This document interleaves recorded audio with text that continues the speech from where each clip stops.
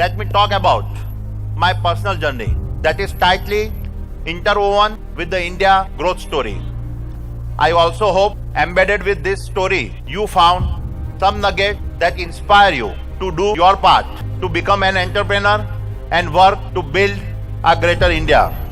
Hello दोस्तों, news of ठग में आप सभी लोगों का स्वागत है। और आज हम बात करेंगे एक अलग टॉपिक पे, जैसे कि अपने देश में जो दिग्गज कंपनियां हैं वो कैसे रन होती है, कैसे उनका मार्केटिंग स्ट्रेटेजी है, कैसे उनका सेल्स स्ट्रेटेजी है, कैसे वो अपने आप को एक नए लेवल में नए हिसाब से मूव करती है और जिससे अपने देश का इकोनॉमी भी इफेक्ट करता है। आइए उस बारे में हम लोग आज बात करेंगे। ये बिजनेस एक्सपैंड करना है।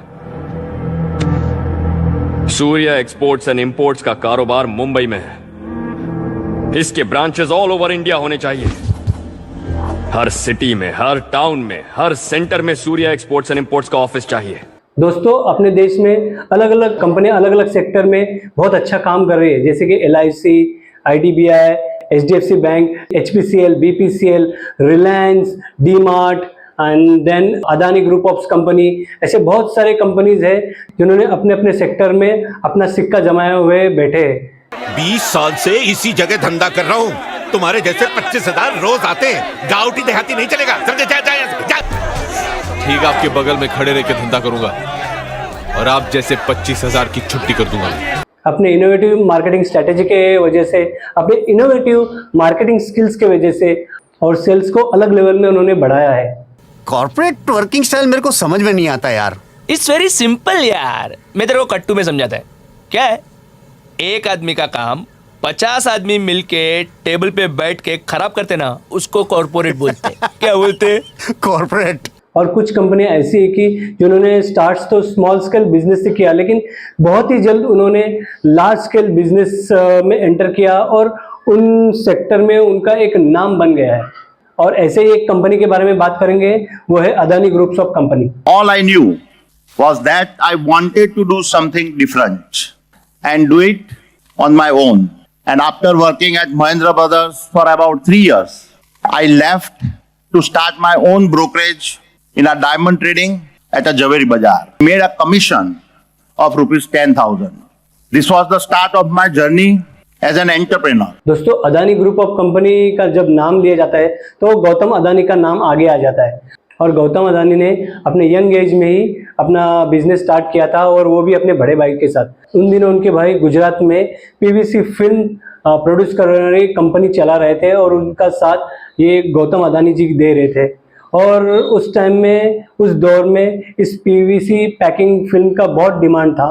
और जब गौतम अदानी ने इसमें एंटर किया, तब अपने एक इनोवेटिव स्किल्स, एक नए बिजनेस स्ट्रेटेजी की वजह से उन्होंने ये बिजनेस को इंटरनेशनली फैलाया। तुम्हारे अंदर जो चिंगारी है वो किसी में नहीं देखी। But one thing sir, I am not interested in money, I am interested in power. और इस बिजनेस के ह्यूज सक्सेस के बाद अदानी ने फिर एंटर किया ट्रेडिंग बिजनेस में। और उन दिनों ट्रेडिंग ओनली 10,000 मेट्रिक टन हुआ करता था। और जब अदानी ने इस बिजनेस में एंटर किया तो उन्होंने अकेले ही इस बिजनेस को एक्सपांड करके 40,000 मेट्रिक टन तक ट्रेडिंग लेके गए। This budget represents a contribution to the successful implementation of this great national enterprise. जब 1991 में PV नरसिम्हा राव के गवर्नमेंट ने लिबरलाइजेशन को देश में इंट्रोड्यूस किया, उसमें सबसे ज़्यादा फ़ायदा अदानी ग्रुप्स ऑफ कंपनी ने उठाया। और अदानी ने तब इंफ्रास्ट्रक्चर बिजनेस में एंटर किया और उसके ग्रोथ को उन्होंने एक नए लेवल पे लेके गए। मामू, शिकारी को तो शिकार सीखना पड़ता है, मगर शेर पैदाइशी शिकारी होता है। इन 1991 में गौतम अदानी जी गुजरात के CM चिमन भाई पटेल से मिले और उन्होंने गुजरात में मुद्रा पोर्ट स्टार्ट किया। और उसके लिए उन्होंने 3,000 एकड़ का जगह लीज पे लिया था गवर्नमेंट से। और फिर उन्होंने उस कंपनी को प्राइवेटाइजेशन में तब्दील कर दिया। और इसी पोर्ट में उन्होंने एक स्पेशल इकोनॉमिक जोन बनाया, जहाँ पे अलग अलग तरह की कंपनियों को सेटअप करवाया। और ये कंपनी अपना बिजनेस करने के लिए इसी अदानी पोर्ट का यूज़ करने लगी। और धीरे धीरे गौतम अदानी ने इस पोर्ट बिजनेस को एक्सपांड किया और आज उनके पास 13 अलग अलग पोर्ट्स है और उन पे उनका पूरा कंट्रोल जमाए हुए बैठे हैं। और अदानी पोर्ट्स का ग्लोबली बिजनेस बहुत बड़े लेवल में चल रहा है। आज अदानी पोर्ट देश का सबसे बड़े पोर्ट में से है और यहाँ पे 30% कार्गो एंड 40% शिपिंग यहीं से गुजरता है। और उन्होंने अपना बिजनेस एक अलग लेवल पे लेके गए और अदानी पोर्ट के अलावा ही उन्होंने logistic park business, warehousing, terminal facility business, इन बिजनेस में भी उन्होंने इंटर किया और इसी वजह से अदानी पोर्ट बिजनेस एंड उनका SEZ कंपनी बहुत प्रॉफिटेबल है। जान भी चली जाए लेकिन जीतने वाले सेंटर को ही खरीदना चाहिए। हकीकत में कितना खर्चा होता है किसी को पता नहीं होता। और अदानी पोर्ट का बिजनेस 2014 से 2021 में करीबन हर साल 2,500 करोड़ का प्रॉफिट कमाया है। और अदानी ग्रुप्स ऑफ कंपनी ने 2011 में थर्मल पावर प्लांट में भी अपना बिजनेस स्टार्ट किया और उसके साथ ही अदानी इंटरप्राइज भी उन्होंने स्टार्ट किया जो माइनिंग बिजनेस करता है, एयरपोर्ट्स डेवलप करता है, रोड्स मैन्युफैक्चरिंग करता है और सोलर पावर एनर्जी को भी मैन्युफैक्चर करता है।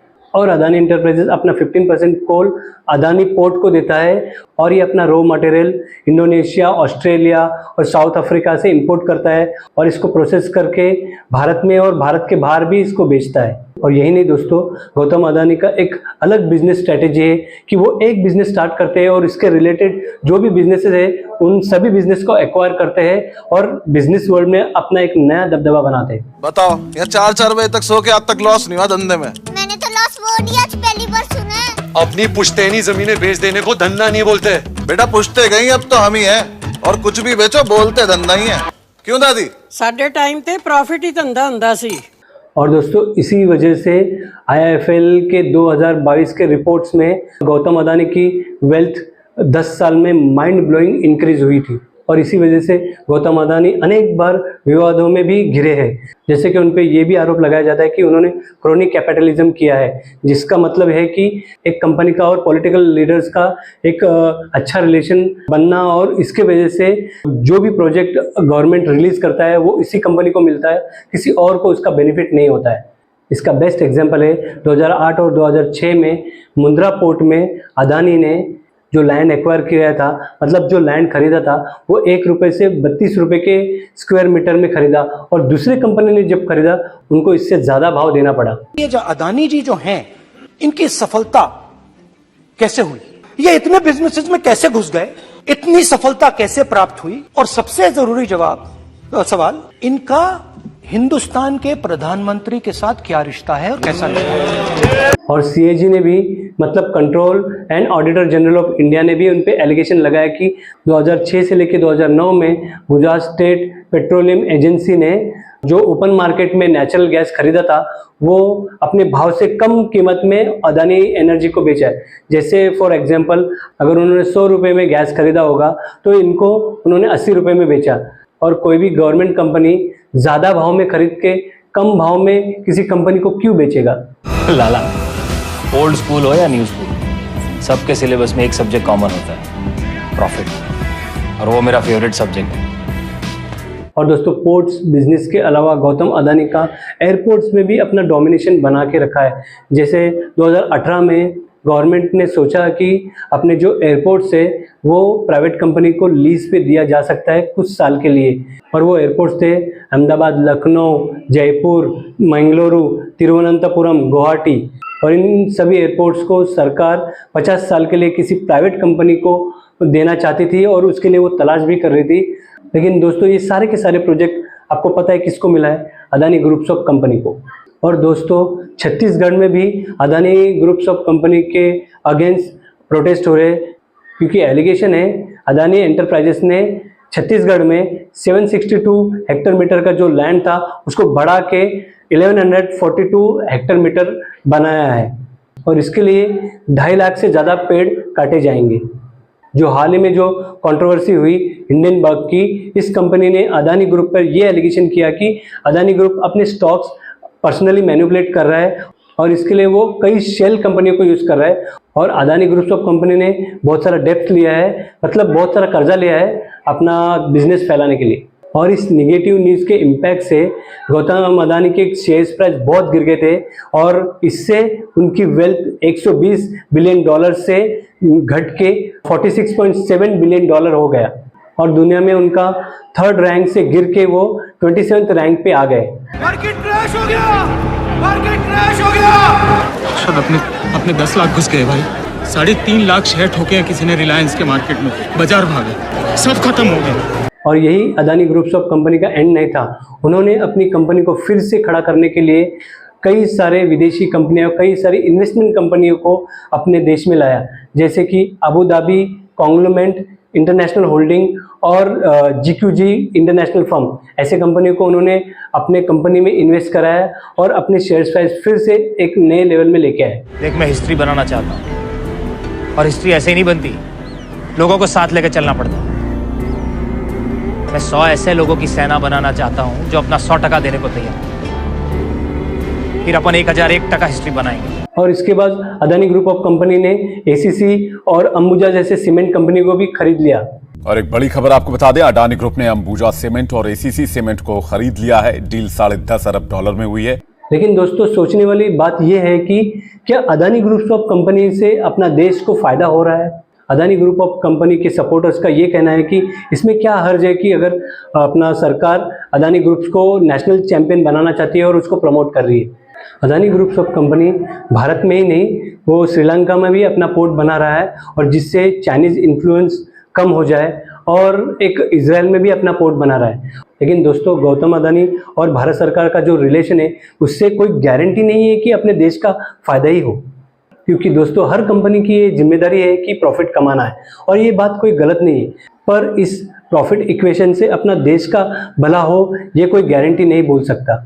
और आज दोस्तों, अदानी ग्रुप्स ऑफ कंपनी अपना भारत का एक पावरफुल इकोनॉमिक सेक्टर बन गया है, और इससे अपने देश के इकोनॉमी को भी फर्क पड़ता है। अगर अदानी ग्रुप्स ऑफ कंपनी नीचे गिरता है तो अपने देश के इकोनॉमी को भी इससे इफेक्ट होता है।